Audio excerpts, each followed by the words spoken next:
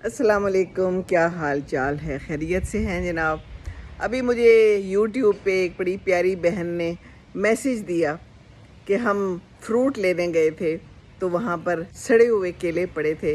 तो मैंने उस बंदे से पूछा कि ये सड़े हुए केले जो आपने साइड पे रखे हुए हैं, ये क्यों रखे हुए हैं?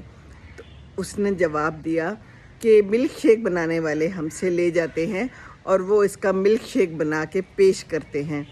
तो मुझे कहा कि इस पे ज़रूर वीडियो बनाएं और ज़रूर बताएं लोगों को कि मिल्क शेक ना पिएं बाहर। तो बिल्कुल मिल्क शेक भी नहीं पीना चाहिए। और आपको पता है उसके अंदर कौन सी बर्फ़ है, कौन सा दूध है, ख़राब दूध भी डाल देते होंगे। तभी तो मिल्क शेक पी के फिर हम बीमार हो जाते हैं ना। और फिर हम कहते हैं हमने तो कुछ नहीं किया, सिर्फ मिल्क शेक पिया था।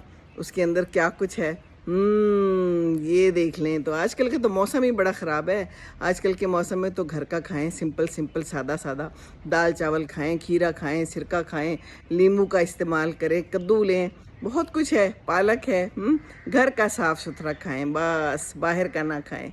नहीं तो फिर बीमारी है, परेशानी है, हस्पताल है और फिर पैसे ज़िया शदीद दोनों का। सेहत भी ख़राब, पैसे भी ख़राब। तो फिर कितने नफलों का सवाब है? कोई सवाब नहीं, गुनाह ही गुनाह।